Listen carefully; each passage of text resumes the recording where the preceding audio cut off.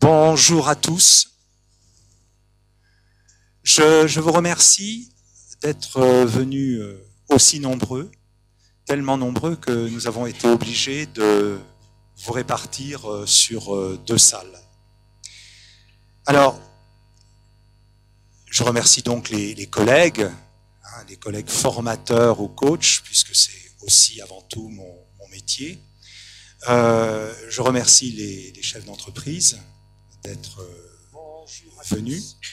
Et surtout, notre équipe est vraiment très honorée par la présence de certaines personnes, comme monsieur le directeur régional des Greta, conseiller technique de madame le recteur, monsieur Krigel qui est là, voilà, qui représente l'inspecteur d'académie, conseiller technique du recteur pour le numérique, sachant que cet inspecteur est pris par une autre manifestation au même moment au niveau du conseil régional. Je remercie aussi, nous sommes aussi honorés de la présence de monsieur Vernet, le directeur de l'UFR ISEM à l'université Montpellier 1. Monsieur Botton a fait l'honneur de venir nous voir, directeur régional d'Orange. Monsieur Fromont, il est là, voilà.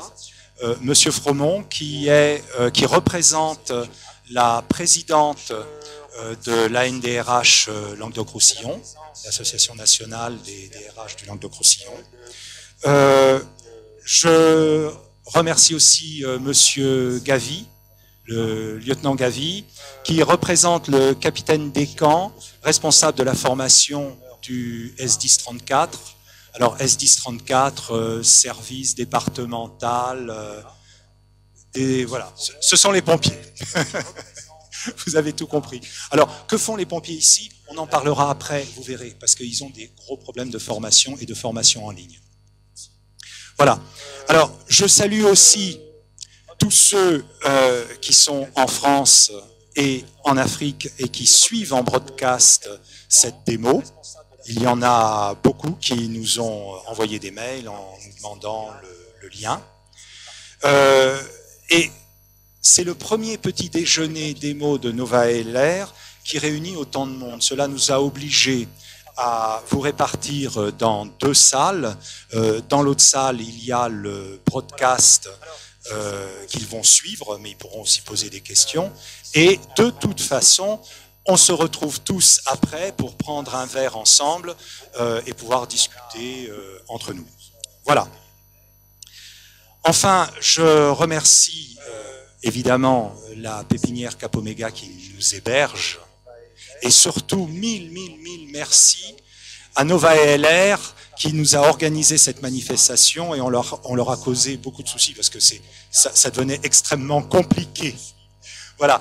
Je terminerai cette présentation en félicitant, et là maintenant ce sont des félicitations, Madame Catherine Pommier, notre directrice, et toute l'équipe de Cap Omega, mais aussi d'une façon plus large toutes les équipes du BIC, Business International Center, et toutes les jeunes pousses de Montpellier, de ces pépinières. Pourquoi? Eh bien, tout simplement parce que nous avons appris avant-hier que Montpellier a reçu le label French Tech. Voilà. Vous savez, le coq rose qui est dehors. Voilà, donc c'est vraiment une très bonne chose. Alors, à la fin, dans un premier temps, je vais présenter la société. Dans un deuxième temps, nous parlerons de notre métier, l'ingénierie de la pédagogie multimédia en ligne. Et ensuite, je vais répondre à 2 questions qui s'imposent. Pourquoi le e-learning? Et ensuite, comment le e-learning? Voilà. Et ensuite, vous pourrez poser des questions. Je rappelle pour ceux qui sont en ligne, il faut que je pense à eux aussi, ceux qui nous suivent sur le broadcast, qui pourront poser leurs questions sur Twitter.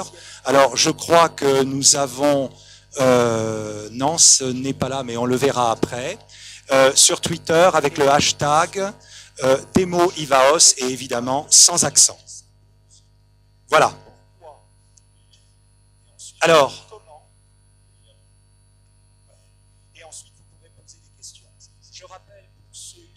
Alors, la société Ivaos a été créée par deux professeurs d'université, François Galichet et moi-même, Jean-Claude Mandersched. Et nous avions déjà antérieurement créé, animé, dirigé EPSEL. Alors, EPSEL, éducation et promotion pour la santé et le social en ligne. Un département de sciences de l'éducation dont la formation de la licence, les enseignements de la licence au Master 2 étaient totalement assurés en ligne avec la majorité des étudiants étrangers sur les 5 continents. Voilà. Alors, le Ivaos actuellement valorise les années d'expérience et les années de recherche que nous avons pu avoir dans le laboratoire universitaire associé. Et nous continuons à faire de la recherche pour pouvoir vous aider au mieux. Alors, nous allons maintenant vous présenter l'équipe et je vais commencer, voilà, par notre Benjamin, qui était en stage chez nous l'année dernière, avec un bachelor de communication opérationnelle et marketing, ça vous pouvez le lire, Elisa. Et ce qu'il faut rajouter, c'est qu'elle a été major de sa promotion l'année dernière. Voilà. Donc, et comme disait Racine, la valeur n'attend pas le nombre des années. Et je passe la parole à Elisa, qui va, avec un bachelor, son grand frère, communication. Donc bonjour à tous, je vous présente donc Thibaut Danche, qui est notre ingénieur informaticien, qui me résout mes petits problèmes de site internet, qui nous installe différents logiciels, comme les logiciels sympas, et qui surtout veille à la sécurité de nos serveurs. Il n'est pas beaucoup plus âgé que moi, mais c'est quelqu'un quand même de très très sympathique. Je vous présente Vanessa Aparicio, qui est notre responsable administratif et technique, et qui, avec la même aisance, installe nos plateformes Moodle, traite avec nos partenaires et clients espagnols à Barcelone. Née à Caracas, ayant fait ses études en France, elle est totalement bilingue. Et enfin, je vous présente donc Jean-Claude Mandersched, notre patron. C'est un professeur émérite des universités. Il a créé et dirigé un département totalement en ligne en sciences de l'éducation de 2004 à 2008. Et il fait toujours de la recherche en dirigeant des thèses et des masters. Et j'oubliais, il est né à Dakar, il a fait ses études et il a enseigné aussi en Afrique. Voilà, vous avez l'équipe au complet, sauf que nous pouvons aussi nous appuyer sur un conseil scientifique qui nous nourrit intellectuellement. Alors, tout d'abord, Sylvain Lecoq. Ça a été inversé. Il est en bas. Ancien président du Cercle Vinci. Le Cercle Vinci est... Alors là, c'est la concurrence à Monsieur Fromont. Le Cercle Vinci est une association de DRH qui réunit à peu près une centaine d'entreprises, dont la moitié des entreprises du CAC 40. Voilà. Et c'est lui qui avait fait un rapport sur les universités à la demande du gouvernement, c'était à l'époque de Monsieur Chirac. Voilà, du président Chirac. Alors, ensuite, il y a Daniel Métaux, ici, comme moi, ancien universitaire, et surtout, c'est le grand spécialiste, un des grands spécialistes de Moodle en France, qui fait partie du staff Moodle francophone, pas français, francophone, Et d'ailleurs, si vous allez sur les blogs francophones de Moodle pour poser une question, à tous les coups, 90 fois sur 100, c'est lui qui répond. Voilà. Enfin, René Pry, professeur d'université, alors là c'est encore marqué Université Montpellier 3, il était à Montpellier 3 effectivement, professeur de psychologie, grand spécialiste de l'autisme, et c'était le directeur de l'UFR. Quand on dit UFR, pour ceux qui ne sont pas au courant, ça veut dire faculté, hein, doyen de faculté, mais maintenant on dit directeur de l'UFR, unité de formation et de recherche. De l'UFR, psycho, socio, ethno de l'université Paul Valéry. Maintenant, il est professeur à Lyon. Voilà. Il va bientôt d'ailleurs prendre sa retraite, c'est un scoop que je vous donne, et nous rejoindre, voilà, pour travailler avec nous et renforcer nos rangs. Et enfin, Gérard Piton, avec qui, alors ce sont des personnes avec lesquelles je travaille depuis quasiment une vingtaine d'années, et Gérard Piton qui est maître de conférence en psychologie sociale, spécialiste de la psychologie du travail, mais aussi et surtout de la psychologie des apprentissages. Voilà. Alors, donc, je vous ai présenté ce staff qui nous accompagne. Et maintenant, eh bien, non, c'est pas celle-là que je souhaitais. Voilà. Et on reviendra à l'autre après. Maintenant, on va parler de vous. Alors, vous êtes des coachs ou des formateurs indépendants ou d'organismes de formation. Vous êtes chef d'entreprise, responsable de banque, responsable de formation de banque, d'assurance, de franchise, ou vous êtes chef d'entreprise ou responsable de formation dans une entreprise qui a à former du personnel réparti sur un large territoire, ou vous vendez du matériel pour lequel vous avez à former les acheteurs. Je sais que ça existe, il y en a à Cap Omega qui vendent en France, qui vendent aux États-Unis, et ils doivent former ce personnel, ces acheteurs à l'utilisation de leurs produits. Eh bien, et je crois que vous êtes là pour ça, oui, c'est bien votre cas, à vous. Eh bien, vous avez bien fait de venir, car on va vous montrer qu'on peut vous aider. Voilà. Alors, effectivement,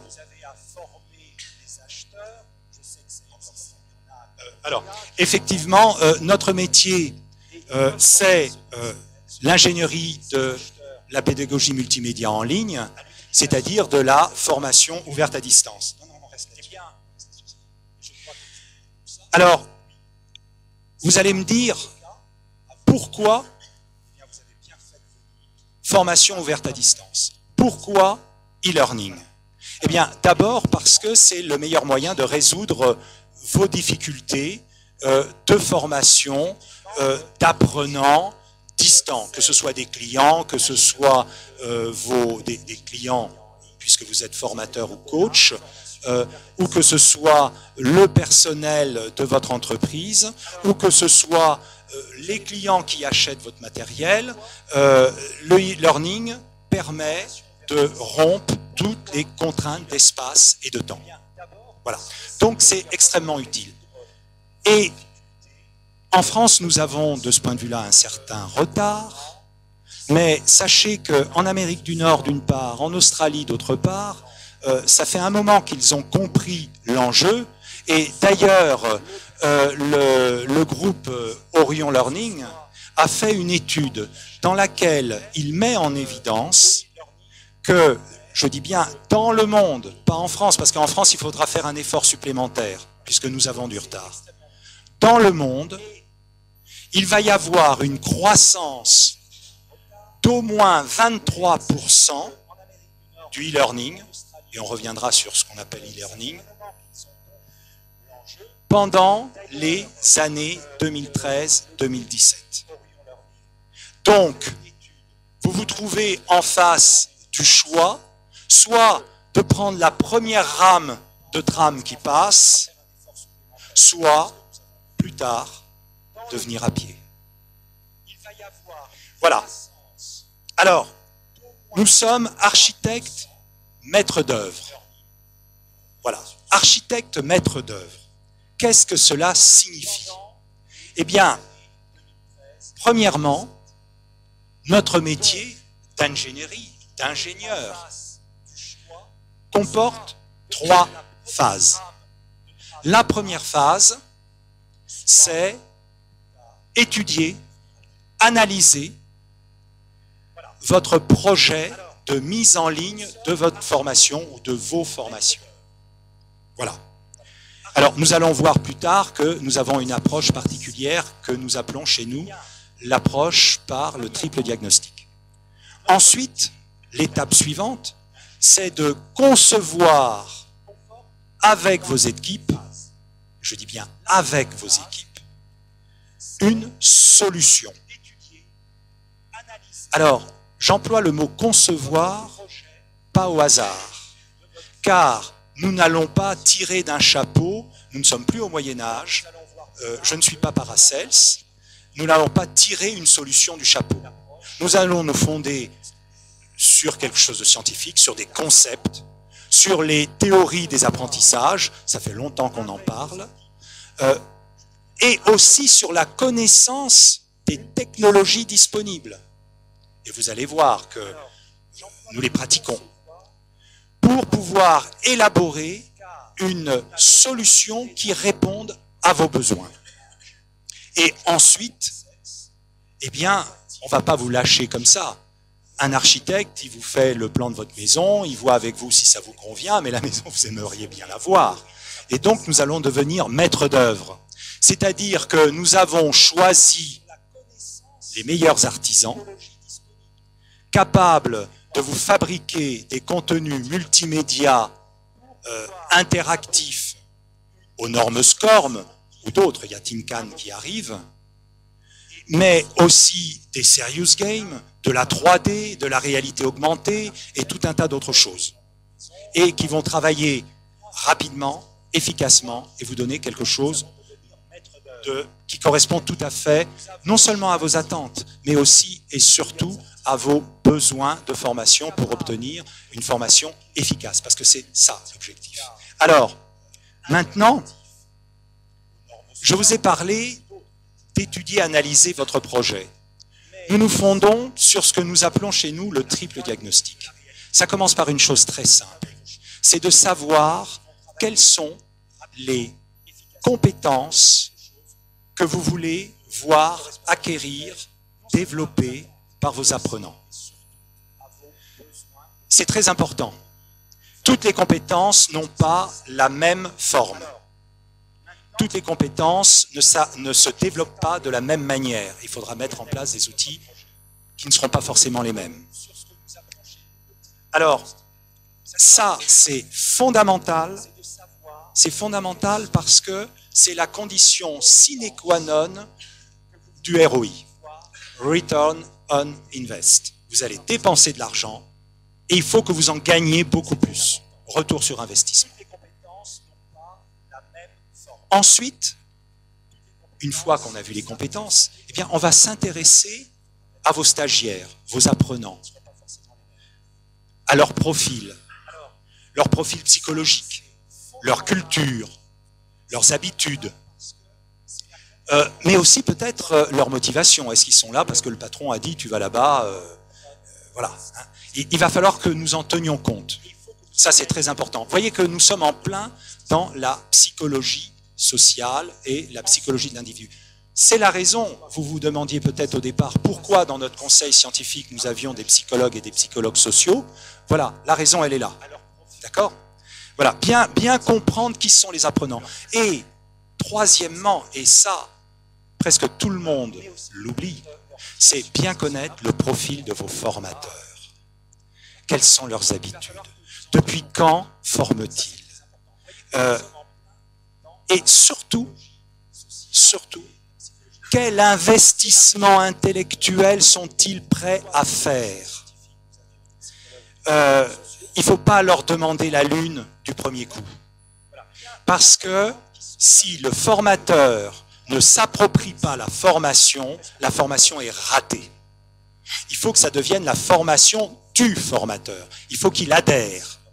Donc c'est pour ça, et nous le verrons plus tard, que notre approche est une approche progressive. Quand Vanessa va vous présenter la formation de formateur en ligne, alors il y a une formation standard et il y a une formation sur mesure pour des gens qui ont déjà commencé, qui ont déjà une plateforme, qui ont déjà... Voilà. Hein, donc on peut faire plusieurs choses. Eh bien, il y aura une formation initiale aux fondamentaux et ensuite il va surtout y avoir une formation accompagnement. Parce que nous savons pertinemment que si nous progressons pas à pas, que l'enseignant, le formateur fait l'expérience de la réussite, alors il va venir nous voir et nous dire « Ah, j'ai telle difficulté avec mes stagiaires, est-ce qu'on ne pourrait pas faire comme ci ou comme ça ?» Nous allons reformuler ça sur le plan pédagogique, on va lui dire « Mais oui, c'est possible !» On va lui installer sur la plateforme ce qu'il faut, on va lui montrer comment l'utiliser, on va le mettre en garde contre certains risques qu'il risque de rencontrer, qu'il peut rencontrer au cours de la formation, parce que c'est aussi notre job. Et petit à petit, il va avoir une formation fantastique. Alors, il ne faut pas attendre d'avoir la formation idéale dès le départ. Comme nous l'a dit un conférencier qui représente la France au niveau de la Commission européenne pour le numérique, si vous attendez que votre produit, que ce soit de la formation ou autre chose, soit parfait pour le mettre en vente, eh bien, c'est trop tard. Il est déjà dépassé. Donc, il faut y aller, et y aller petit à petit. D'accord ? Et mettre en ligne rapidement, et se familiariser, et progresser, Voilà. Alors, ça, c'est extrêmement important parce que notre souci, c'est de bien comprendre votre demande, vos attentes, et surtout, de bien comprendre le contexte de votre demande. C'est-à-dire, dans votre entreprise, quel est le contexte, quel est l'environnement social, culturel, dans quelles conditions vont se faire ces formations, parce que souvent il y a une demande de formation, mais il y a des demandes sous-jacentes. Il y a ce qui ne se dit pas, ce qui s'interdit, ce qui se dit entre et qu'on ne dit pas ouvertement. Ça, nous, il faut qu'on le comprenne pour que ce soit efficace. Voilà. Alors, j'ai suffisamment parlé. Maintenant, nous allons rentrer dans le vif du sujet, c'est-à-dire, voilà, en termes de formation, en termes de plateforme, en termes de... C'est-à-dire qu'on va vous suivre après. On va vous mettre en œuvre tout ce qu'il faut pour que vous puissiez aller jusqu'au bout. Et je passe la parole à Vanessa. Ça, nous, il faut qu'on le comprenne, que ce soit efficace. Voilà. Alors, donc, comme vous l'expliquez, M. Mondarched, nous vous proposons plusieurs services. Principalement, c'est un accompagnement sur mesure en fonction de vos besoins et des services que vous proposez. Nous réalisons une veille pédagogique et technologique que nous mettons à votre disposition de façon à pouvoir vous conseiller, vous fournir les moyens les plus adaptés pour que ça soit le plus efficace possible et passionnant pour vos stagiaires, vos étudiants, pour votre public.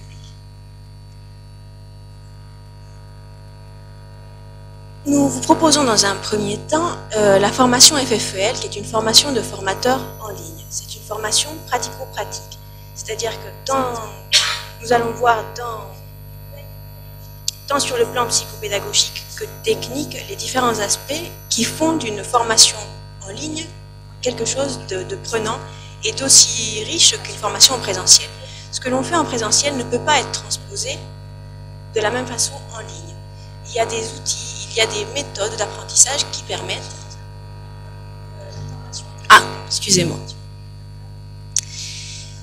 Donc c'est une formation qui va vous permettre d'acquérir les compétences qui sont propres à la formation en ligne. Elle se déroule en hybride, c'est-à-dire qu'il y a 2 jours en présentiel et 34 heures en ligne, qui sont animées par des visioconférences, par des échanges par des forums et également des activités à remettre. C'est une formation qui dure donc à peu près 1 mois et qui est éligible aux OPCA, au FIFPL, au plan de formation. Cette formation est aussi proposée sur mesure. C'est-à-dire que si vous travaillez en entreprise et que c'est une inter-entreprise, à ce moment-là, il faut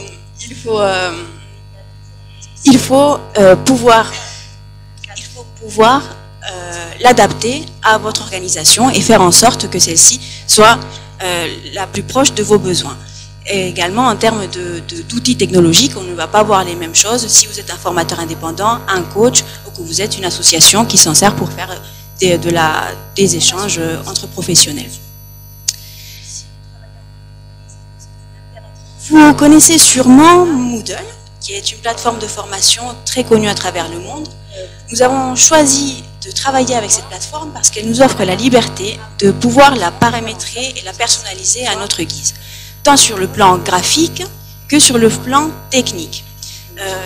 Nous pouvons voir à travers cette petite vidéo qu'elle peut prendre plusieurs aspects. Elle s'adapte à vos couleurs, non seulement sur le plan graphique, mais aussi sur la structure des différents contenus.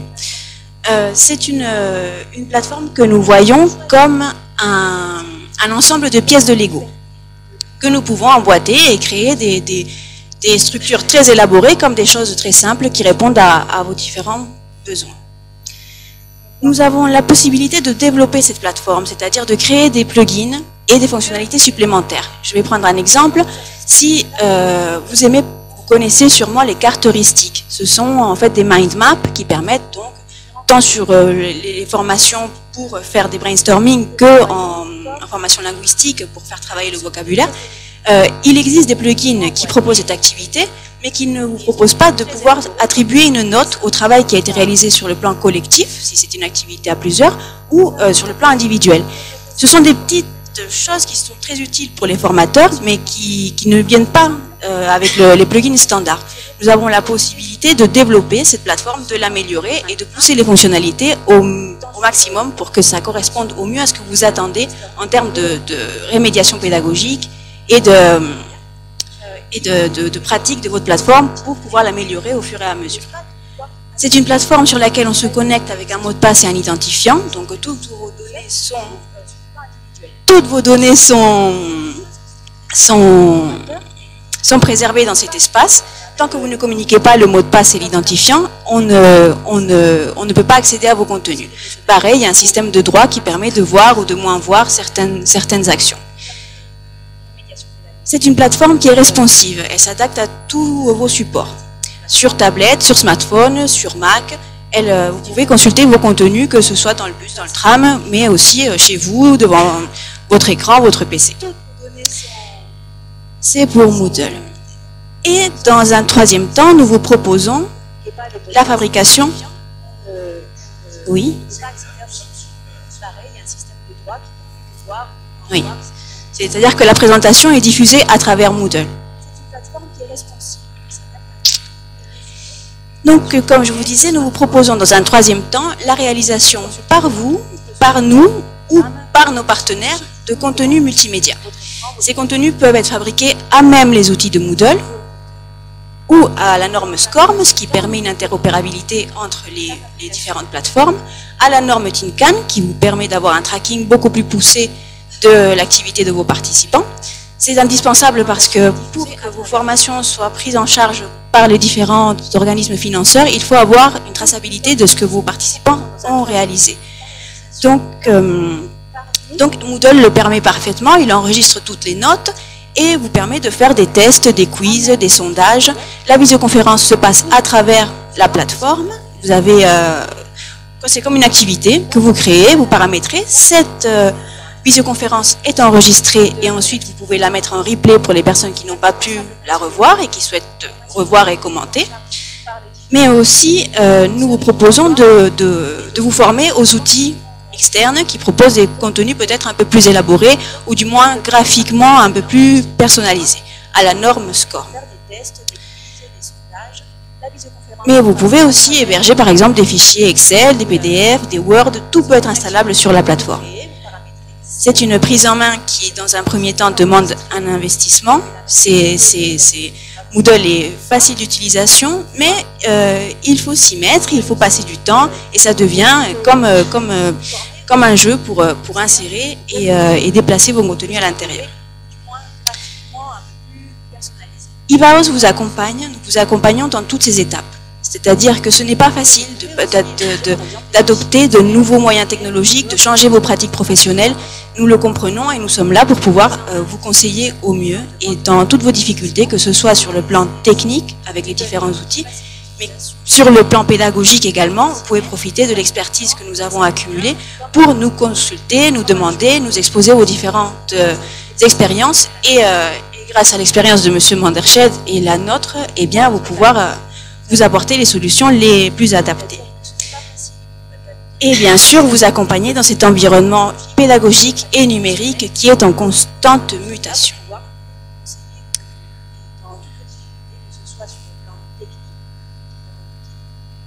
Et maintenant, je vais laisser la parole à Elisa qui va vous présenter des témoignages et des personnes qui nous ont fait confiance. Donc, nous allons recueillir le premier témoignage, donc celui de Madame Isabelle Giraud-Charrière, qui a participé à notre formation FFEL et qui a donc décidé de franchir le pas vers le e-learning. Donc, bonjour Isabelle. Bonjour à tous, merci de m'accueillir aujourd'hui. Je touche. Vous dirigez depuis plus de 20 ans un centre de formation informatique à Latte en qualité d'expert et de formatrice en pédagogie informatique. Vos principales activités se dirigent vers un porteur d'enfants en difficulté qui sont porteurs de dyslexie, pour lesquels l'ordinateur est devenu l'un des meilleurs moyens de contourner les difficultés scolaires. Et donc, pour cela, vous organisez différentes formations en pédagogie informatique destinées aux parents, mais également des formations personnalisées pour les intervenants, comme les ergothérapeutes, orthophonistes ou encore éducateurs. Vous publiez différents ouvrages et aussi une méthode que vous avez publiée, la méthode Medidois, qui est une méthode de pédagogie informatique d'apprentissage pour aider les enfants dyslexiques à trouver les meilleures compensations nécessaires à leur apprentissage. Donc, vous avez décidé d'ouvrir le porte au e-learning. Donc, qu'est-ce qui vous a motivé à passer au e-learning ? Alors effectivement, après 20 ans d'expérience auprès des jeunes en difficulté d'apprentissage, notamment un public de jeunes dyslexiques, qu'on appelle aussi communément les DIS, auprès aussi de leurs familles, des intervenants qui les encadrent. Aujourd'hui, en fait, l'e-learning, c'est la possibilité pour moi de répondre à un besoin croissant en adaptant en fait les nouvelles technologies au monde du handicap. Ce qu'il faut vraiment savoir, c'est que la dyslexie est reconnue depuis 2005 comme un handicap, c'est-à-dire comme un véritable frein aux apprentissages scolaires. Juste quelques chiffres. La dyslexie représente aujourd'hui en France et est reconnue, c'est 5 à 6% des élèves scolarisés, ce qui représente quand même environ en France aujourd'hui 700 000 jeunes. Alors effectivement, la méthode de pédagogie informatique que j'ai développée depuis ces vingtaines d'années s'adresse aux parents, aux professionnels qui encadrent ces jeunes. Elle leur fournit des moyens adaptés pour les amener à leur autonomie informatique.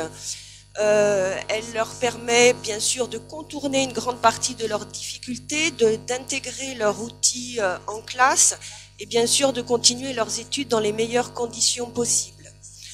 Je me suis aperçue au fil du temps et au fil de toutes ces années que les besoins des parents et des professionnels évoluent, c'est-à-dire que les parents se sentent souvent isolés par rapport à un manque de formation et d'information. Ils sont aussi souvent démunis par rapport à l'outil et ne savent pas nécessairement comment transmettre leurs connaissances. Les professionnels me sollicitent souvent et des quatre coins de France, toujours en quête de solutions ajustées. Donc je sens bien que tout ce petit monde a besoin d'être épaulé, soutenu et guidé surtout en temps réel, en fait tout au long de leur parcours de formation. En ce sens-là, on va dire que l'e-learning répond à un véritable besoin. Ça me permet effectivement de développer ma méthode, de dépasser, comme le disait M. Manderscheld les contraintes d'espace-temps, mais de proposer aussi un véritable service d'accompagnement. Donc je pense vraiment aux performances là de l'e-learning, c'est-à-dire à toutes les activités asynchrones, c'est-à-dire les leçons, les quiz, les devoirs, pour leur transmettre effectivement des connaissances. Mais je pense bien entendu aux activités synchrones. Je pense notamment au forum de discussion où chacun va pouvoir poser ses questions, chacun va pouvoir approfondir un sujet aussi, ça va pouvoir en fait permettre de développer et de, comment dirais-je, de développer en fait le parcours de formation, de le nourrir, de l'enrichir. Je pense aux documents collaboratifs qui permettent de travailler en groupe.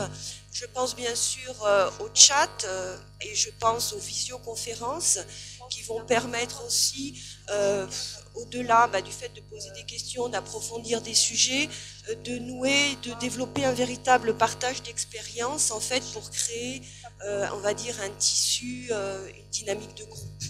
Voilà, donc l'e-learning pour moi, c'est aussi la fabuleuse opportunité de promouvoir un modèle avec les outils technologiques et pédagogiques adaptés pour répondre aux besoins de chacun. Et là, je repense un petit peu au slogan en fait du portail aideenfance.org sur lequel ma formation va commencer à se développer et qui est, je pense, développée par Ivaos. Où je veux, quand je veux, mais jamais seul, en fait, qui colle tout à fait à mon état d'esprit et qui est un petit peu en fait l'état d'esprit dans lequel je vis depuis ces dernières vingtaines. Et donc, que vous a apporté votre formation chez Ivaos? Alors, tout d'abord, on va dire un travail pyramidal, un travail colossal, mais bon, tout à fait passionnant. Elle m'a apporté une vision à la fois globale et très détaillée des différents aspects de l'e-learning dans laquelle j'ai pu, dès le début de la formation, commencer à transposer le propre contenu de mes activités, ce qui m'a permis en fait de m'immerger très rapidement. Elle m'a fait prendre conscience aussi, on en a parlé tout à l'heure, que la pédagogie en ligne est très différente de la pédagogie sur le terrain. Même en la pratiquant depuis toujours. Et ça, c'est vrai que elle ne s'invente pas, elle s'apprend véritablement. Elle m'a fourni évidemment différents éléments organisationnels, des nouvelles connaissances, la prise en main donc de nouveaux logiciels informatiques. Je pense notamment à la plateforme Moodle sur laquelle je suis en train de travailler. Ça m'a permis en fait de développer un petit peu le champ de mes compétences. Elle m'a apporté aussi, on va dire, une structure opérationnelle, puisque dès le début de ma formation, très rapidement, j'ai pu commencer à transposer réellement mes propres activités. Voilà, donc évidemment, et je veux vraiment le souligner ici, une véritable rencontre avec une équipe à la fois dynamique et professionnelle, mais pour la plupart d'entre vous, je pense que vous le savez déjà. C'est vraiment un accompagnement, des conseils avisés, personnalisés, un suivi, je dirais même un travail collaboratif qui a permis en fait de bien m'investir, qui m'a permis aussi de me régaler en fait dans tout ce que j'ai fait. Voilà, donc je voudrais profiter de ce petit temps de parole pour les remercier et éventuellement, et si vous le voulez bien avec moi, les applaudir.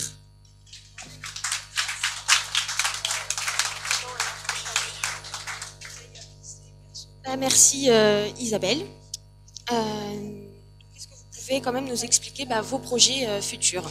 Alors mes projets futurs, déjà à court terme on va dire, et je pense que vous l'aurez bien compris, c'est proposer une méthode, proposer un service qui soit à la fois innovant et complet, dans un secteur, aujourd'hui un secteur ouvert, le secteur des 10, où il reste tout à faire.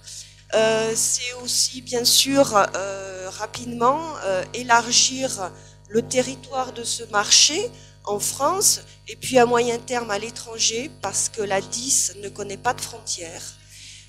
C'est aussi, et ça me tient à cœur, à moyen terme, Évidemment de promouvoir un modèle qui fait quand même ses preuves depuis 20 ans, en formant de futurs formateurs en fait sur le terrain pour répondre à un besoin croissant dans le domaine des 10.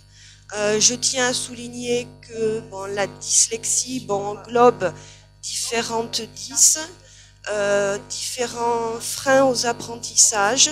Je tiens à souligner par là même le dynamisme et la volonté de tous mes 10 qui se démènent vraiment par rapport à leur dysfonctionnement et qui essayent de s'en sortir. Pour eux, c'est souvent un parcours un peu douloureux, très long, pour leur famille aussi.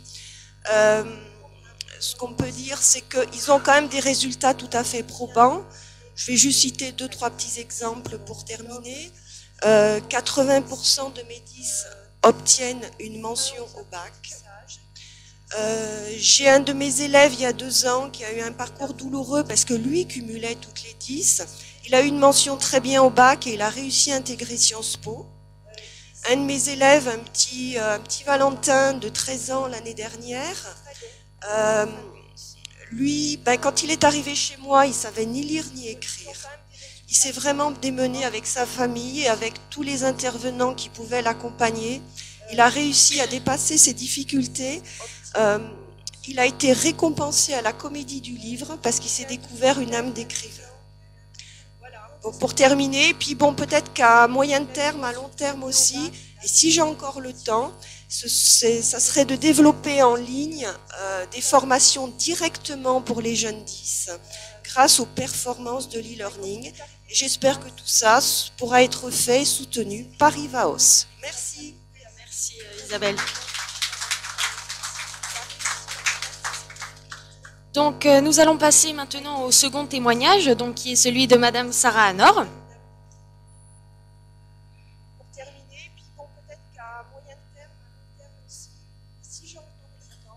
Bonjour à tous. Oui, je tiens simplement à signaler que nous avons été rejoints entre-temps, mais il m'avait prévenu de son retard, par Monsieur Guillaume Reboul, qui est le directeur de l'enseignement au Conseil général de l'Hérault. Et je l'en remercie. Au second témoignage, qui est celui de Madame Sarah Anor. Donc, bonjour Sarah. Bonjour. Vous êtes chargée de mission dans le centre académique de formation continue de Montpellier, qui fait partie du réseau de formation d'adultes de l'éducation nationale et qui intervient en complémentarité du réseau des Greta. Donc le CAFOC a lancé un appel à projet dans le cadre de la formation ouverte à distance en hôtellerie-restauration pour la fabrication de contenus multimédia pour un projet expérimental qui a été financé par la région. Donc Sarah, pouvez-vous nous expliquer quelles ont été les motivations de ce projet ? Alors ce projet s'intègre complètement dans la logique d'individualisation. C'est-à-dire que c'est un projet quand même, ça fait plus de 2 ans qu'on travaille dessus, donc il faut prendre conscience que ça a été un projet complexe à mettre en œuvre et qui propose en fait de construire des parcours individualisés à partir d'un système de modules. Donc on couvre 17 certifications dans le secteur de l'hôtellerie-restauration, donc allant du niveau 4 à 5, donc CAP, niveau CAP et bac. Donc voilà, l'idée c'est vraiment, on est sur de la formation hybride, donc formation à la fois en salle et à distance, parce que dans le secteur de l'hôtellerie-restauration, bien sûr, il y a des choses qui doivent se réaliser en pratique. Et voilà, et donc on est vraiment dans un système de Tetris en fait, pour pouvoir répondre aux besoins et aux projets des personnes.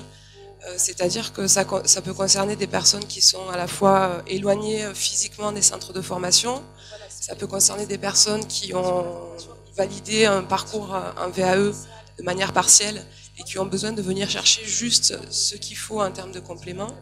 Voilà, donc on est vraiment dans une réponse personnalisée aux besoins des personnes en formation. Et donc, comment s'est déroulée la collaboration entre le CAFOC et IVAOS ? La collaboration, au début, on a fait appel à vous, ça fait quand même plus d'1 an et demi, je pense, qu'on travaille ensemble. On a fait appel à vous juste dans le cadre de ressources interactives dans un premier temps, puis la collaboration s'est développée puisqu'on a décidé de passer, grâce à vos conseils, sur une plateforme Moodle, ce qui n'était pas prévu à la base. Donc j'ai envie de dire à la fois déjà une réelle envie d'être actif dans la réussite du projet, d'être actif et collaboratif dans ce sens-là. Ensuite, à la fois une réactivité dans l'urgence, j'ai envie de dire, parce que parfois on a des échéances à tenir avec des délais très courts et à plusieurs reprises. Voilà, il y a eu une réelle réactivité, une souplesse de la part des équipes sur la production voilà, des contenus techniques.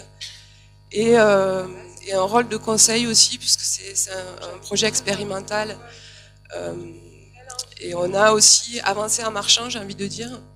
Donc un rôle de conseil dans les orientations à donner au projet, conseil technico-pédagogique, puisque l'idée c'était vraiment de nous dire ce qui était possible techniquement, mais aussi quels étaient les intérêts, les contraintes et les intérêts en termes de pédagogie. Est-ce qu'aujourd'hui, vous pouvez faire un bilan de cette expérience avec le e-learning et nous parler de vos projets futurs?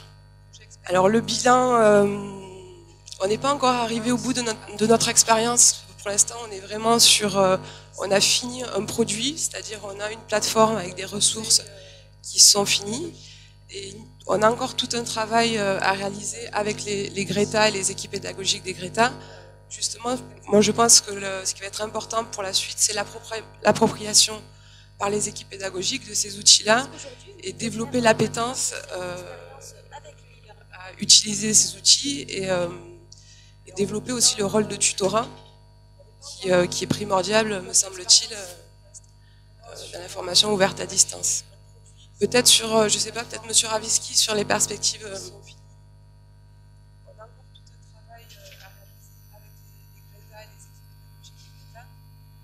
Oui, ce qu'il faut voir, c'est qu'effectivement, le réseau des Greta, alors déjà, petite mise au point, c'est l'éducation nationale, mais nos personnels sont autofinancés, sont payés sur ressources propres, donc on est dans une logique de marché tout à fait concurrentielle.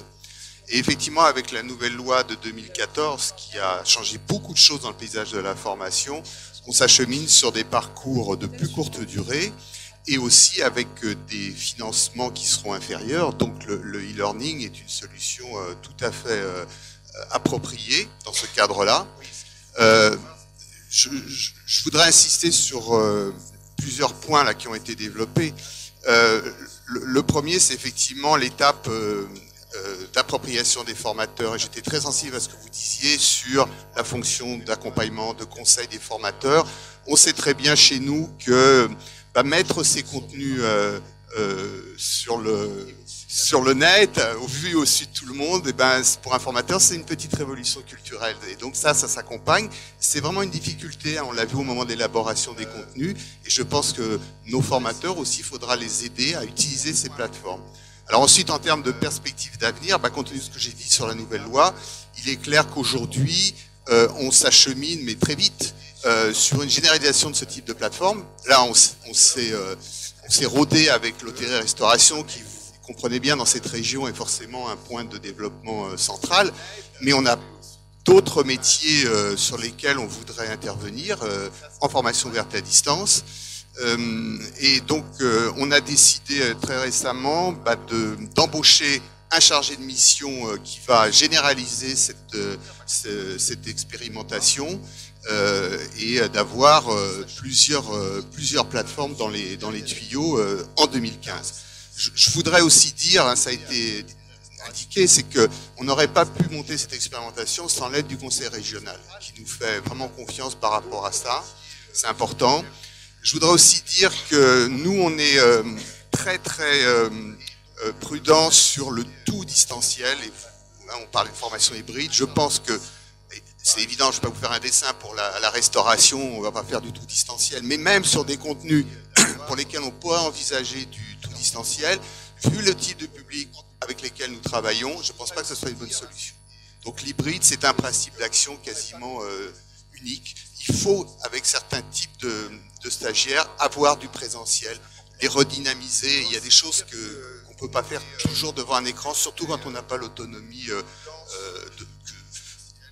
forme pas des polytechniciens, pour dire les choses très clairement. Voilà. Je crois aussi que chez nous, le défi, c'est un défi de rapport au savoir. L'e-learning, pour nos formateurs et pour nos apprenants, va complètement modifier le rapport au savoir. Et je crois que la réflexion, un peu philosophique, hein, mais qui va déboucher sur des choses très concrètes, elle n'est pas encore aboutie sur ce sujet-là. Dans la représentation classique de l'éducation, le formateur, il est détenteur du savoir, il le déverse, caricature, hein, dans les cervelles de ses apprenants. Aujourd'hui, c'est fini, ça. L'apprenant, il a accès à Internet, et le formateur va devenir, et est déjà, un médiateur entre le savoir et l'apprenant. Et ça change tout. Je pense que le e-learning va accélérer le changement, mais je pense que nous, culturellement, on a encore beaucoup de travail avec nos équipes sur ce sujet-là. Vous voyez, c'est vraiment des chantiers à la fois passionnants, c'est des enjeux économiques importants, mais c'est aussi des enjeux culturels d'éducation avec un E majuscule. Et c'est à ça qu'on se prépare pour 2015.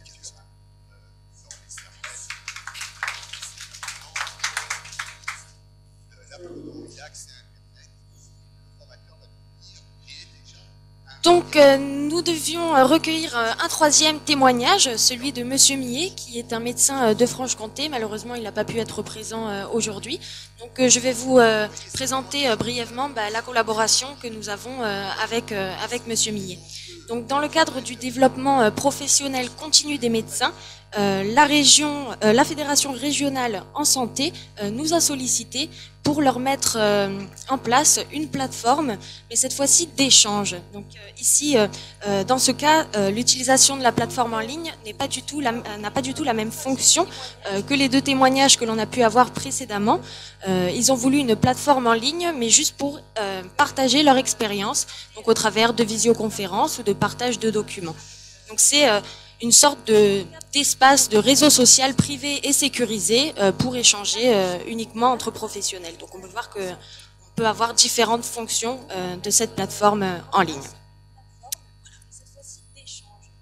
Ici, dans ce cas, l'utilisation de la plateforme en ligne n'a pas du tout la même fonction que les deux témoignages que l'on a pu avoir précédemment. Ils ont voulu voilà, on vous laisse sur cette dernière vue. D'une part, pour vous donner parmi d'autres deux références. Alors, premièrement, l'ouvrage qui a été un peu le résultat de notre travail de recherche dans le laboratoire que nous avions dans le département de sciences de l'éducation totalement en ligne que nous avions créé, l'enseignement en ligne, à l'université et dans les formations professionnelles. C'est une publication de Buck en 2007. Après, j'ai été sollicité par un collègue pour participer à un numéro de la revue IFE de l'École normale supérieure de Lyon.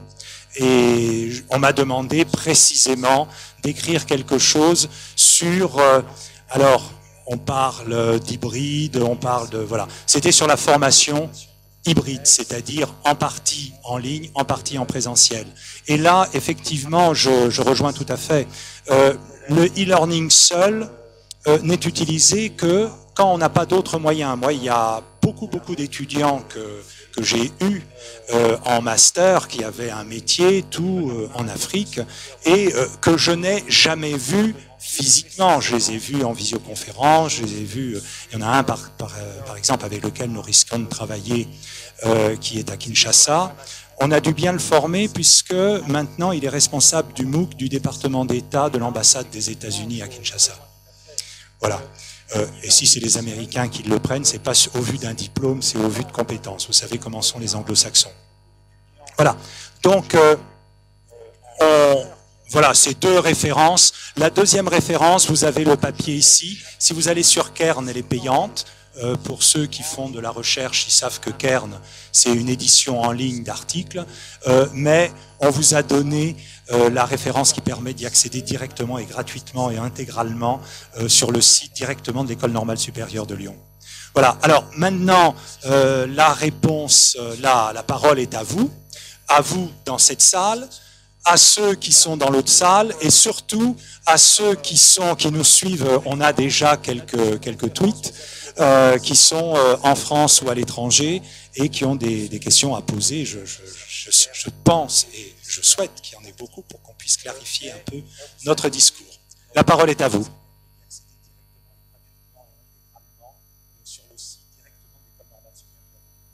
Voilà. Alors maintenant, la réponse, la parole est à vous dans cette salle, à ceux qui sont dans l'autre salle et surtout à ceux qui sont... Plus une remarque davantage en fait qu'une question. Alors, je vous représente, hein, Monsieur Krigel, qui... Je peux présenter. Voilà. Alors, Olivier Krigel, délégué académique au numérique 4 Foin, auprès du recteur.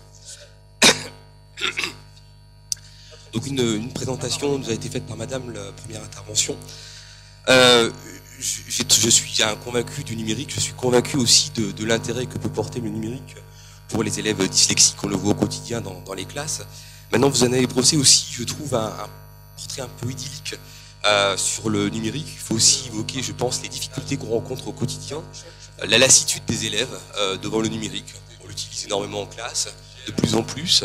On rencontre un enthousiasme immédiat des élèves, hein, parce qu'ils accrochent rapidement à l'usage du numérique. Par contre, on constate aussi une lassitude de nos élèves lorsqu'il y a une surutilisation du numérique en classe, y compris à l'extérieur. Des élèves, des enseignants par exemple, qui utilisent beaucoup le numérique avec des procédés asynchrones, hein, donc à l'extérieur de la classe. On constate qu'initialement, les premiers mois, les élèves sont accrocheurs, et puis au fur et à mesure, on constate une régression au niveau de leur attitude à utiliser ces usages.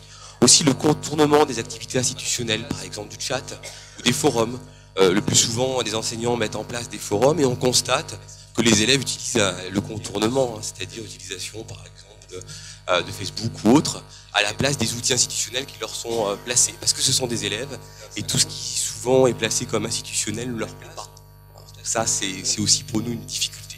Et puis j'évoquerai dernière chose qui nous pose de grands problèmes, puisqu'on est un gros utilisateur de Moodle dans l'éducation nationale, hein, on a un ENT, un environnement numérique de travail.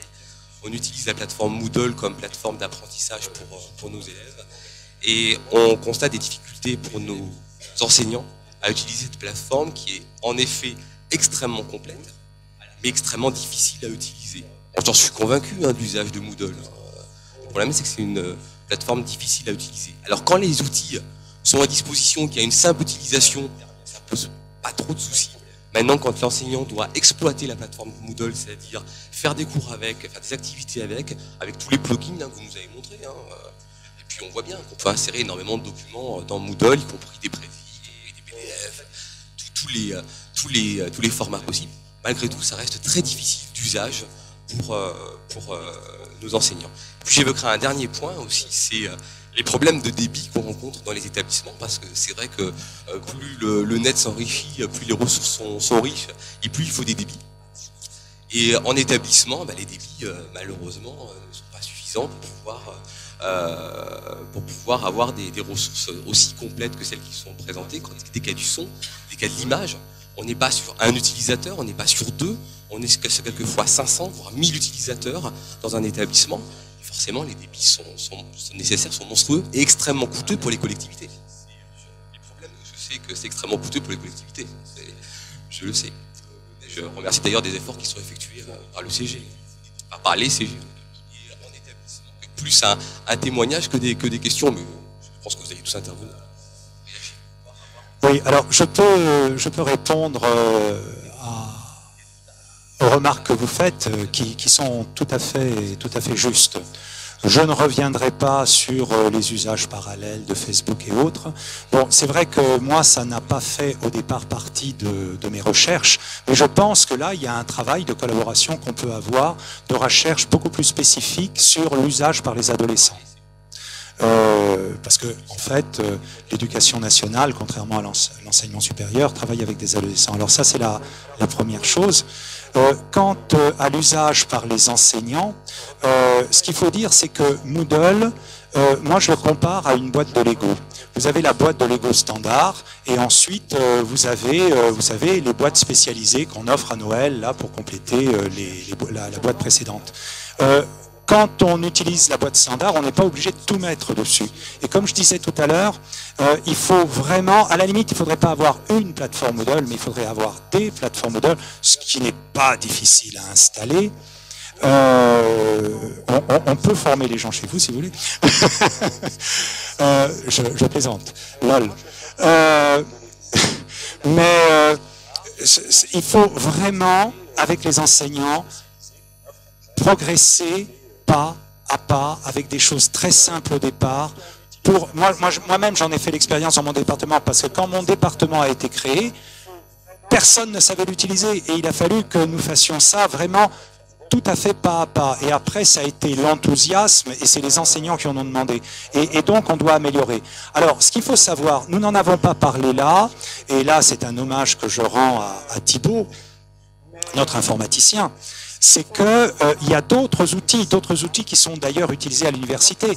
Quand on veut faire, et c'est ce que nous allons utiliser vraisemblablement avec les coachs, ce qu'on proposera aux coachs à côté de la visioconférence, c'est le système de liste de diffusion. Nous avons installé Sympa, on a rencontré quelques petites difficultés, parce que même si on va sur le site de Renater, puisque Sympa, c'est un logiciel qui est utilisé par toutes les universités. Hein. Les universitaires ne savent pas que c'est ça qu'ils utilisent en liste de diffusion, mais c'est ça. Ça a été mis au point par le service informatique national du ministère de l'Enseignement supérieur et de la Recherche, qui est utilisé maintenant partout, hein, même en Grande-Bretagne et autres. Et quand dans le forum on pose une question à nos ingénieurs français, ils répondent en anglais parce que voilà, il y a plein de gens qui l'utilisent. Une liste de diffusion Sympa, c'est on envoie un message, on reçoit et c'est tout. Et on peut mettre des documents en ligne. Donc il peut y avoir des usages avec d'autres outils, et ça peut être installé, je parle pour les entreprises, nous avons mis en ligne pour leurs informaticiens, nous allons mettre en ligne gratuitement pour leurs informaticiens le mode d'emploi avec toutes les difficultés qu'ils peuvent rencontrer. Voilà. À vos observations concernant effectivement l'intérêt qui est porté par le numérique pour les étudiants de collège et de lycée dans un premier temps, et ensuite cette lassitude qui peut être exprimée par la suite, parce que bon, c'est quand même ça commence à être imposé, que c'est un cadre qui est quand même surveillé, qui a un tracking important, qui fait qu'ils préfèrent le délaisser pour d'autres outils où ils sont peut-être se sentent-ils un peu plus libres.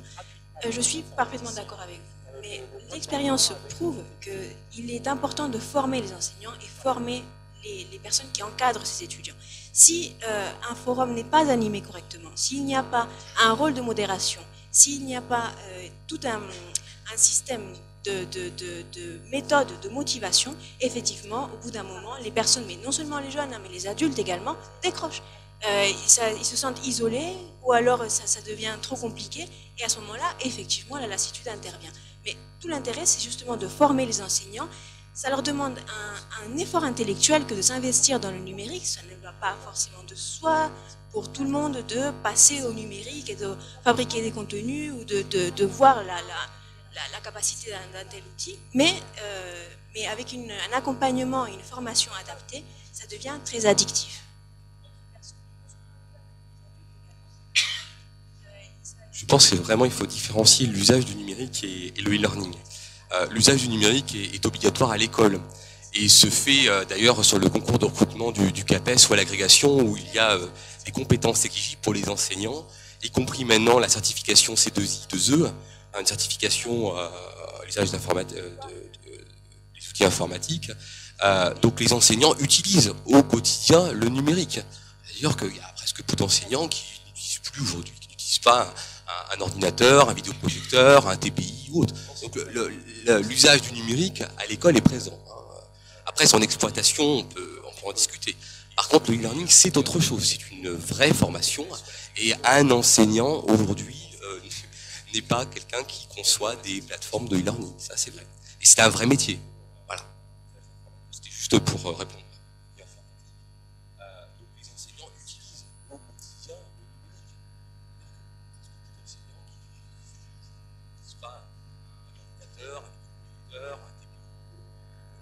il me semble que dans les difficultés que vous avez fait remonter, il y a la question de l'autonomie chez l'apprenant est vraiment centrale pour travailler sur ce type de support, au-delà même du côté technique.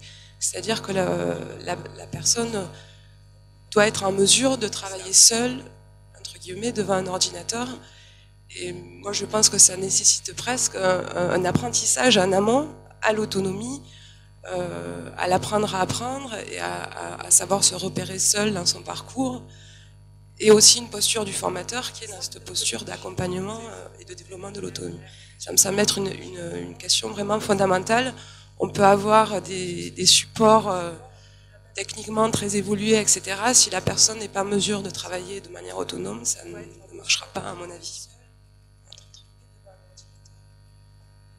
Je pense que ça nécessite presque un apprentissage en amont à l'autonomie, à l'apprendre à apprendre, à savoir se préparer seul. Oui, Arnaud Tirmarche, je suis auto-entrepreneur.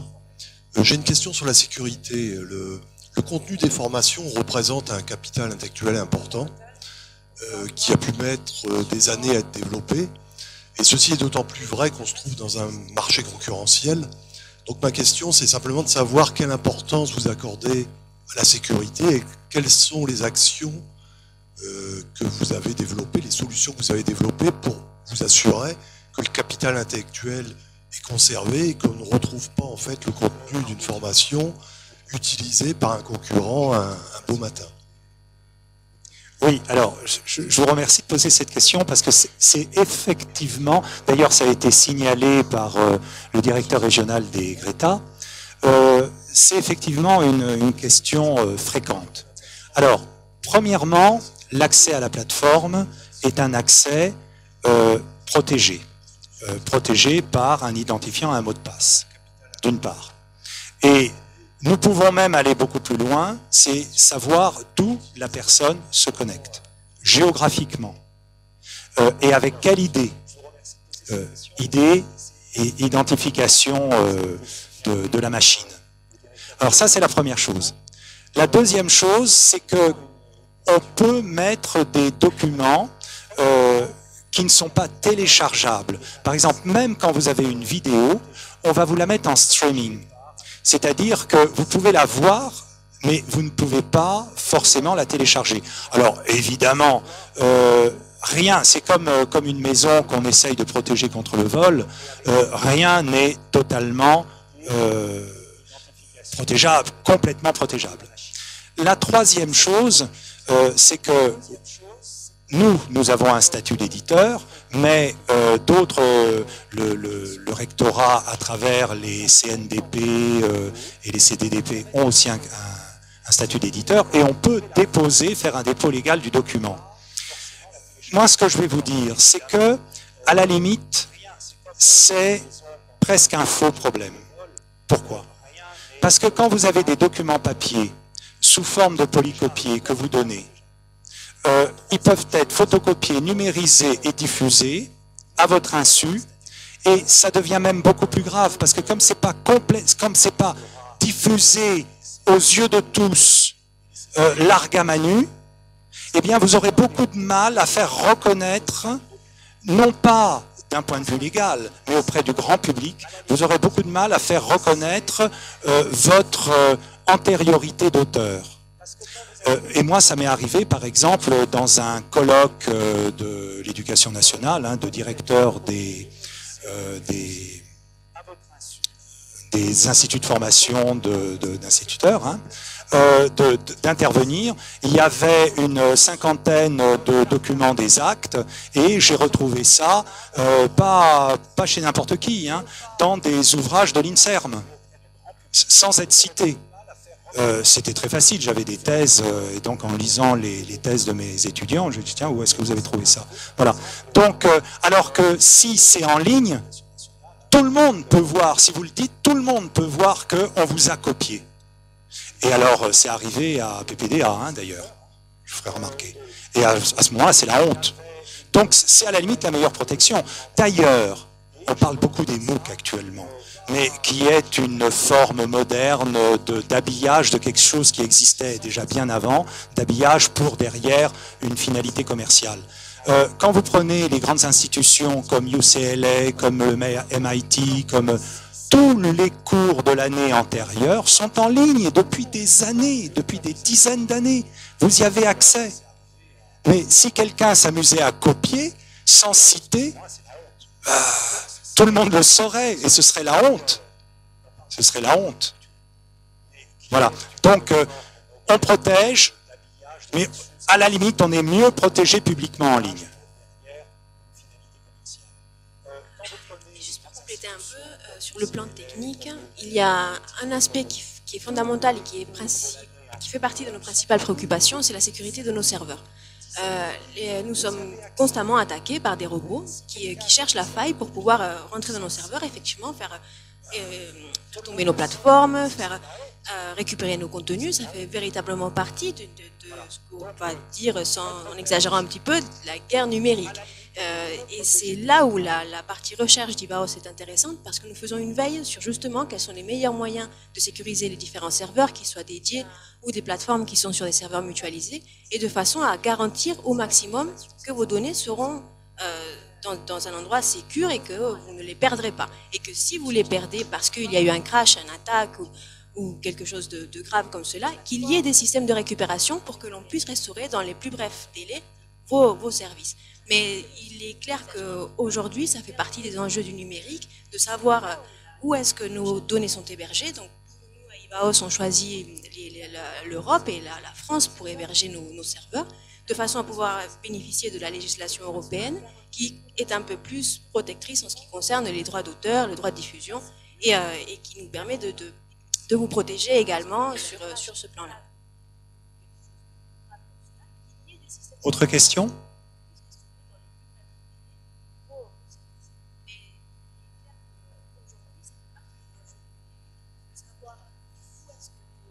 Bonjour, Laura, juste une étudiante. Je viens juste de finir mon Master 2 de Management International. Et je voulais juste intervenir par rapport à ce qu'a dit monsieur sur la lassitude de l'utilisation de l'ordinateur. En tant qu'étudiante de Master 2, on était 20 en cours, on était à peu près la moitié avec l'ordinateur. Oui, il y avait des gens, je les voyais, qui utilisaient Facebook. J'avais même un étudiant chinois qui skypait pendant la classe. Mais pour les dyslexiques, vraiment l'ordinateur, il n'y a pas de lassitude.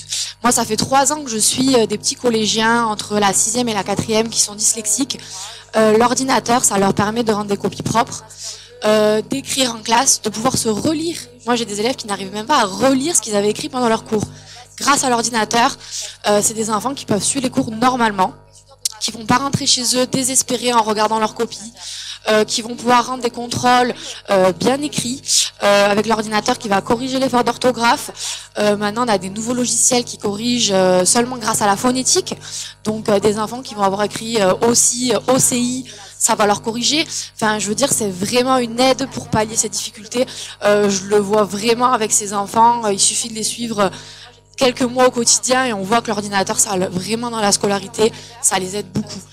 Pour l'écriture, pour prendre les cours, pour rendre des devoirs, des contrôles, même pour la géométrie. Des enfants dyspraxiques qui vont avoir du mal à tracer des traits droits, à faire des jolis devoirs de géométrie, ils vont avoir des logiciels qui vont les aider. Donc vraiment pour les dyslexiques, je pense que l'ordinateur, c'est un outil presque devenu indispensable. Après la lassitude, ça va être, je pense, pour les gens qui utilisent l'ordinateur au quotidien, pour tout. Pas seulement pour les cours. Mais c'est vrai que dans ce cas-là, je pense vraiment que l'ordinateur, moi, mes petits élèves, ils iraient pas à l'école sans leurs ordinateurs, quoi. Et ils sont pas las de les avoir en cours, ils sont très contents quand les professeurs leur disent « tu peux sortir ton ordinateur, tu peux rendre ton devoir sur l'ordinateur ». Vraiment, vraiment, ils sont heureux parce qu'ils sont plus comme les autres, en fait. Et du coup, la formation e-learning, ça va pas être pour ces enfants en direct, ça va être pour les parents qui les encadrent. Moi, je vois aussi, j'ai des parents, ils sont là quand je viens donner les cours, mais ils ont du mal à aider leurs enfants, à transmettre les connaissances, tout ça. Donc là, la formation e-learning, ça permet aux parents d'apprendre à apprendre à leurs enfants aussi. Voilà, juste une petite intervention. Quand les professeurs leur disent « tu peux sortir ton ordinateur, tu peux rendre ton devoir sur l'ordinateur », bon, après, on va prendre des questions que nous avons en tweet. Bonjour, je suis Annie Mahé, je suis formatrice en développement personnel. Donc j'ai juste une interrogation, c'est je suis complètement convaincue pour tout ce qui est savoir, éventuellement savoir-faire, mais je m'interroge sur comment accompagner un apprenant sur du développement de ses comportements, de ce qu'il est. Et c'est ce que nous faisons au quotidien dans nos formations. Je me pose la question de cette espèce de relation de simili-transfert qui se crée entre le formateur et l'apprenant dans des formations qu'on qualifie aujourd'hui globalement de savoir-être. Et j'ai un peu de mal à voir comment l'e-learning peut mettre en place ce type de relation. Évidemment, je précise que c'est ce type de relation qui va alimenter, conforter et maintenir le désir d'apprendre. Voilà, alors, vous abordez là une question extrêmement intéressante qui d'ailleurs a été développée en partie dans le livre sur toute la dimension psycho-affective. Car quand je parlais tout à l'heure de différentes compétences, il y a les compétences qui nous impliquent et les compétences qu'on dit externes. Tout ça, on en a beaucoup parlé dans le livre. Alors, il est certain que là, la formation hybride a un rôle très important. Mais avec une plateforme, il est très important de recréer du lien social, de recréer de l'affect. Et c'est tout à fait possible. Quand on me dit on va utiliser de la visioconférence, je dis attention, une compétence ne se développe pas avec la visioconférence. Une connaissance ne se construit pas avec la visioconférence parce qu'on est dans l'immédiateté et une compétence, ça se construit dans le temps. Par contre, la visioconférence, tout ce qui est synchrone, peut avoir un effet extrêmement important sur justement la dimension psycho-affective. Et ça, c'est très important. Alors, ça ne suffira pas, il faut du contact. C'est bien que si on peut l'avoir, il faut l'avoir. Mais entre deux rencontres physiques, la visioconférence, le forum, peut être d'une grande utilité parce que ça permet d'échanger. Et moi, vous voyez par exemple sur Moodle, comme sur d'autres plateformes, on peut mettre une icône qui vous représente. Et moi, je dis toujours, j'impose de mettre la photo, et pas la photo en pied, le visage avec le plus beau sourire. Pourquoi? Parce que quand vous allez dans une réunion, là vous êtes venu, vous n'êtes pas venu avec un tchador, on voit vos visages, il y a quelque chose qui se passe. Alors c'est vrai que là, il se passe quelque chose de plus important parce qu'il y a tout ce qui est communication non verbale, mais rien qu'une image fixe, ça permet déjà ah oui, je me souviens, je reconnais son sourire. Vous voyez, déjà rien que ça, c'est très important. Et après, effectivement, il y a la visioconférence. Mais je suis tout à fait d'accord avec vous. Hier, il y a M. Caron qui est responsable du master d'ingénierie pédagogie multimédia de Lille, qui est un des meilleurs en France, qui justement intervenait dans une table ronde des deuxièmes assises des coachs formateurs indépendants à Paris. Et j'y étais, j'ai discuté avec lui après. Et il disait qu'il n'utilisait pas la visioconférence, ou très occasionnellement, parce que nous tous, chercheurs, on est arrivés à cette conclusion. C'est que la visioconférence, ce n'est pas fait pour les apprentissages, c'est fait pour remettre de la dimension psycho-affective. Voilà.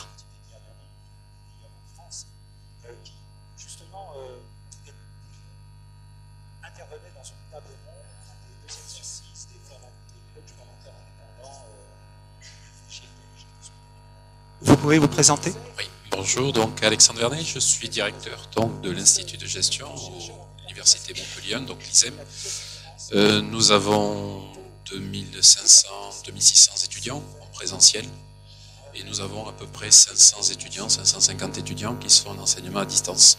Nous avons 12-14 années d'ancienneté dans ces formations à distance et nous proposons du post-bac, L1 jusqu'au Master 2, donc des formations en sciences de gestion, marketing, vente ou hôtellerie-tourisme. Donc ça fait partie effectivement des quelques questions que nous sommes posées depuis quelques temps sur l'enseignement à distance. Nous y croyons très fort. Pour nous, l'enseignement à distance est un moyen, bien entendu, de développement de l'université de façon générale. Toutefois, avec des questions préalables qu'il convient de se poser. On les a évoquées tout à l'heure. Je crois qu'il faut se poser la question du modèle économique. Il y a un modèle économique derrière le e-learning. Le public est assez divers ici, donc les attentes ne sont pas les mêmes entre une entreprise, entre un formateur, entre une université, entre un lycée. Derrière se pose effectivement la question du modèle économique et à un moment donné, le gratuit, pour moi, n'existe pas sur Internet. Il y a du payant forcément. Soit on le sent tout de suite parce qu'on paye une formation. Nos formations nous sont adossées avec le CNED ou avec l'AUF, l'Agence universitaire pour la francophonie ou pour l'enseignement à distance. Et donc derrière, il y a un modèle économique. Les MOOC sont gratuits, mais en réalité, lorsque vous souhaitez être diplômé, eh bien, vous devez à ce moment-là payer le MOOC qui est gratuit si vous voulez au départ. Donc je crois que ça, il faut que tous les intervenants y réfléchissent lorsqu'ils vont développer leur enseignement à distance et derrière le modèle économique. En appui de ce modèle économique et en fonction justement des attentes et des besoins, il y a un modèle pédagogique. On l'a évoqué, ce n'est pas la même chose que d'enseigner, que de diplômer à l'arrivée, que de mobiliser des apprenants sur une plateforme. Et donc il faut se réfléchir effectivement sur ce modèle pédagogique. Nos étudiants sont surprenants, parfois ils sont montpelliérains, ils sont en enseignement à distance mais ils sont à Montpellier parce qu'ils travaillent, parce qu'ils sont chargés de famille, parce qu'ils ont des obligations par ailleurs et parfois ils sont en Afrique, donc on y réfléchit également sur le support que l'on peut leur permettre. Je me suis retrouvé moi-même donc la semaine dernière en Afrique et j'ai vu les débits qui étaient accessibles et donc la difficulté d'accéder à de la vidéo. On travaillait énormément nous sur mettre la vidéo pour rendre un petit peu plus ludique, un petit peu plus utiliser de nouvelles technologies. Et puis après, des étudiants africains nous ont dit, mais nous, ce qui nous intéresse, c'est tout simplement un PDF, parce qu'on va pouvoir le charger très rapidement, pouvoir malgré tout rester sur quelque chose qui reste plus classique. Des étudiants qui sont sur Montpellier nous disent, un PDF, ça nous permet dans le tramway de pouvoir le lire plus rapidement et donc dans tout lieu, de façon à faire cet apprentissage. Donc je crois qu'il faut réfléchir sur ce modèle pédagogique qui va permettre effectivement de trouver différents publics et surtout de les garder motivés. On a des statistiques, on le sait, lorsqu'on fait l'enseignement à distance classique sur 100 étudiants, il y en a à peu près un tiers qui vont passer les examens. Et donc ça signifie qu'il y a 2 tiers des étudiants qui vont abandonner, bien qu'ils aient payé, pour nous le CNED, bien qu'ils aient payé l'AUF. On a réussi à monter ce taux à 2 tiers de participants et d'étudiants qui vont être diplômés lorsqu'on fait ce qu'on appelle nous de la facilitation, du coaching, un mentor. Et effectivement, un étudiant a besoin, ou un apprenant a besoin d'une carotte et d'un bâton pour maintenir, si vous voulez, un petit peu cet apprentissage. Ça passe par des activités, par des restitutions, et là on va mesurer effectivement certaines compétences, certains savoirs, certains savoir-faire, certains savoir-être peut-être au travers des activités qui vont nous rendre, et qui va maintenir en fait tout au long d'une année, parce que ça commence en septembre et ça se termine en juin, des étudiants qui vont être en capacité à être diplômés. Notre souci, bien entendu, c'est qu'ils soient diplômés à la fin de l'année. Et pour ça également, et là je vous rejoins totalement, ça passe par une formation des enseignants. Nous avons d'excellents professionnels à l'ISEM qui viennent, avocats, experts comptables, ne sont pas forcément d'excellents pédagogues. Nous avons d'excellents enseignants qui font de la formation en présentiel, ne sont pas forcément d'excellents pédagogues en e-learning. Et donc, il y a cet apprentissage qui doit se faire de façon à ce que progressivement, effectivement, c'est une autre façon d'enseigner, c'est une autre façon de faire. Donc, nous avons des auteurs qui créent des supports de cours avec des compétences universitaires, académiques. Et puis, nous avons des facilitateurs qui créent ce lien social en regroupant les classes, 30-35 étudiants, et qui permettent d'animer des forums, qui permettent de restituer des activités. Donc je crois que c'est un ensemble de points qui doivent être intégrés lorsqu'on va développer, si vous voulez, ces éléments-là, et permettre en fait à des enseignants, à un moment donné, de commencer tout simplement par mettre des supports en ligne, et puis d'évoluer progressivement avec une plateforme, avec des plugins qui permettent effectivement d'assister l'enseignant. L'enseignant se trouve démuni lorsqu'il se retrouve face au e-learning. Donc je crois que la formation des enseignants est indispensable. Et l'accompagnement des enseignants au travers d'une plateforme souple doit également perdurer dans le temps pour permettre les évolutions. Et donc, oui, il faut se faire assister, je crois, pour pouvoir aborder cette nouvelle façon d'enseigner. Voilà quelques remarques de notre expérience. Voilà, je vous apporte rapidement une petite réponse. L'aspect technologique et débit en Afrique c'est un vrai problème et c'est pour ça que je disais tout à l'heure qu'il faut toujours replacer ça dans un environnement et bien comprendre ce qui se passe. Indépendamment du PDF, il peut y avoir des outils spécifiques qui sont beaucoup plus légers et il faut s'adapter. Le modèle économique est très important et ce qu'il faut voir, c'est il faut le voir sous forme d'investissement. Qu'est-ce qu'on gagne à côté? C'est ça qui est important. Ensuite, le problème de l'abandon. Je sais que c'est un vrai problème. Nous, ça a été un sujet de recherche important, à telle enseigne que dans le département que nous avions licence, Master 1, Master 2, eh bien, nous avons eu même pas 5% d'abandon. Et non seulement pas 5% d'abandon, mais 95% de diplômés. Voilà. Donc, mais ça, je crois que c'est une vraie réflexion pédagogique d'animation des forums. Il y a une technique d'animation des forums, il y a une technique d'animation de la formation. Voilà, et on va pas. Et en plus, c'est collaboratif. Moi, je me souviens, je vous donne un exemple. Une personne, parce qu'on avait des personnes qui étaient en activité, une jeune femme, sa mère, elle avait déjà 2 enfants, elle était isolée, sa mère tombe malade. On était au mois de mai ou avril. Et elle a dit, oh, j'en peux plus, j'abandonne. Et à ce moment-là, c'est ses collègues qu'elle ne connaissait que par Internet qui ont dit, mais non, t'arrêtes pas, écoute, il reste plus qu'un mois, tiens le coup. Voilà, c'est même pas moi qui suis intervenu. J'aurais pu intervenir. Je l'aurais fait s'il n'y avait pas eu le groupe. Et parce qu'on avait vraiment créé une communauté d'apprenants. Et ça, voilà, c'est sur ça qu'on doit travailler. Et c'est à ça que nous formons. Voilà. Et former les enseignants, évidemment. Vous savez que la France, contrairement par exemple à l'Amérique du Nord, dans tout établissement scolaire, dans tout établissement d'enseignement supérieur en Amérique du Nord, il y a au moins quand il n'y a pas 3, 4, 5 ingénieurs pédagogiques multimédia. L'enseignant, il connaît le contenu, mais c'est rarement un pédagogue. Il a rarement étudié la théorie des apprentissages.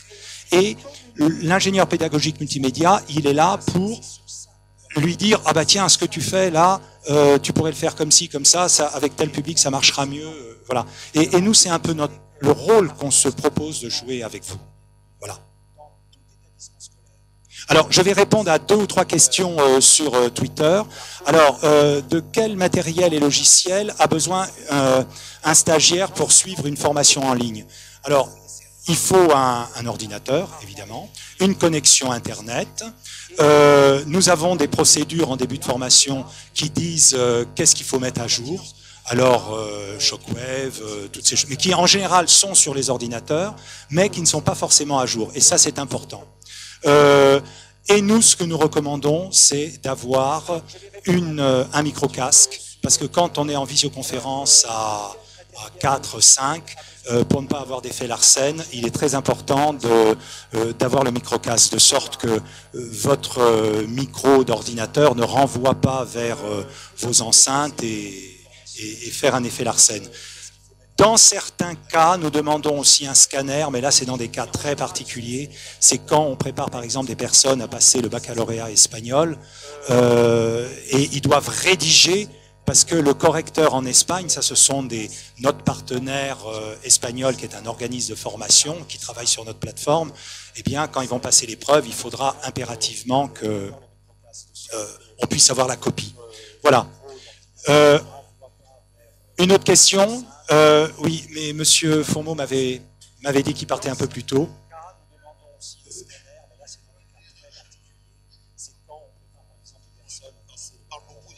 Cet exposé de formation diplômante, un sujet qu'il faudra aborder également, c'est tout ce qui est formation continue, parce que dans les entreprises, il est clair que ce qui est très intéressant, c'est la formation continue des collaborateurs à différents, donc qui sont des formations courtes sur le temps de travail, donc à définir, à voir comment on peut travailler ensemble sur ces sujets.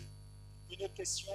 Je viendrai vous faire une petite conférence lors d'une de vos réunions de la NDRH régionale. Merci. Une autre question, quel est l'intérêt de Moodle par rapport à d'autres outils, comme par exemple WebEx? Alors d'abord, WebEx, c'est pas une plateforme, WebEx, c'est un outil de visioconférence. Le problème, c'est que WebEx, ça coûte relativement cher Hein, on parlait tout à l'heure de prix. Moodle, c'est une plateforme. Alors, il existe plein d'autres plateformes, ce qu'on appelle des LMS, Learning Management System, sur lesquelles on peut créer des forums, tout un tas d'activités. Nous avons choisi Moodle, pourquoi? Parce que premièrement, c'est la plus répandue dans le monde, que deuxièmement, elle est en accès libre, gratuite, et surtout en open source. C'est-à-dire qu'on peut rentrer dedans, et s'il y a quelque chose qui nous intéresse, on l'utilise comme point de départ pour ensuite développer autour. Parce que c'est pas la peine de réinventer l'eau tiède. Vous avez vu qu'on peut faire des plateformes sympas, vraiment très sympas, avec Moodle. Mais il faut rentrer dedans, il faut l'habiller, il faut mettre les mains dans le cambouis. Ce n'est pas votre travail, c'est le nôtre. Quand vous conduisez une voiture, vous ne vous demandez pas si vous avez 4 pistons, 6 pistons ou cylindres, comment est l'arbre à cam, s'il est en tête ou pas en tête. Vous conduisez votre voiture. Nous, on s'occupe du moteur. Voilà. Hein. Ensuite, dans quelle mesure la formation en ligne peut-elle financée par les organismes de formation? Alors, notre formation en ligne est finançable par les différents organismes payeurs, les OPCA et autres. Le problème, c'est qu'il vous appartient de vous battre avec eux, parce que ce n'est pas toujours très facile, car effectivement, nous avons une déclaration à la directe. Et on est en train de faire en sorte de passer le cap de la réforme de la formation professionnelle. C'est une des raisons pour lesquelles j'étais hier aux assises du syndicat des coachs et formateurs indépendants, où on a parlé de ça, et nous avions justement quelqu'un du ministère qui était présent et qui nous en a encore parlé, mais on s'en occupe. Voilà. Y a-t-il une préformation visant à apprendre aux formateurs, aux formés, à bien communiquer entre eux? Alors, ça fait partie de notre formation. Toute la dimension animation pédagogique, ça fait partie de la formation initiale et de la formation continue. Moi, je dis toujours, sur un forum, le rôle du formateur, ce n'est pas un rôle de répétiteur. Ne jouez pas au ping-pong. On vous pose une question, vous répondez. On vous pose une autre question, vous répondez. Voilà. Dans l'ouvrage que nous avons sorti, on a abordé ce problème. Si vous répondez aux questions, d'abord, les gens n'apprennent pas. Hein, parce que c'est eux qui apprennent. Ils construisent leurs connaissances. Et le rôle de l'enseignant, c'est de renvoyer la question dans le groupe, d'animer le groupe pour que le groupe trouve des solutions. Parce que, surtout dans la formation professionnelle, ce sont des gens qui ont déjà une expérience, qui savent des choses, ils partent pas de rien. D'accord ? Et en plus, s'ils ne trouvent par eux-mêmes, eh bien, ils le retiendront mieux. Parce qu'ils vont vraiment construire un savoir personnel. Par contre, le rôle de l'animateur, c'est pour éviter d'aller dans les voies de garage pour ne pas perdre de temps. Et sans ça, vous répondez aux questions, vous jouez au ping-pong, vous allez voir que 15 jours plus tard, il y a une personne qui va vous reposer exactement la même question que celle qui avait été posée avant. Si vous travaillez comme je vous l'indique, c'est quelqu'un d'autre qui va dire « Oui, mais il l'a déjà dit, là, regarde, telle date. » Vous n'avez même pas besoin d'intervenir. Je vous le dis par expérience. Donc, il faut vraiment travailler sur la dimension collaborative. C'est ce qu'a développé notre collègue France-Henri à Montréal, qui était à un moment, parce que maintenant elle a changé de sujet de recherche, spécialiste de la pédagogie collaborative en ligne. Voilà, il faut faire travailler le groupe. Hein, on est dans le socioconstructivisme, hein, dans la confrontation socio-cognitive pour les apprentissages. Voilà. En fait, c'est de l'Émile de Rousseau, complété par Durkheim en sociologie. Alors, y a-t-il une autre question? Non, voilà, on a vu les différentes questions. Si vous n'avez plus de questions, eh bien, écoutez, je vous propose que nous nous retrouvions dehors. Il y a un buffet qui nous attend. Ça nous permet d'échanger entre nous et éventuellement d'envisager de travailler plus tard ensemble. Voilà. Est-ce qu'il y en a qui souhaitent dès à présent avoir un rendez-vous avec nous cet après-midi pour qu'on puisse, de façon individuelle, étudier des cas particuliers, hein, parce que vous avez très bien compris que nous ne sommes pas H&M, nous sommes Lacroix. Mesdames, vous comprenez ce que ça veut dire? Vous achetez une robe chez Lacroix, l'ourlès défait, 6 mois après vous revenez, on vous le refait. Vous achetez ça chez H&M, l'ourlès défait le lendemain, eh bien, c'est pour vous. Voilà, vous jetez la robe. Hein? Merci beaucoup à tout le monde. Étudier des cas particuliers, hein, parce que vous avez très bien compris que nous ne sommes pas H&M, nous sommes la Croix. Mesdames, vous comprenez ce que ça veut dire? Vous achetez une robe chez la Croix, on vous laisse des faits, 6 mois après vous revenez, on vous le refait.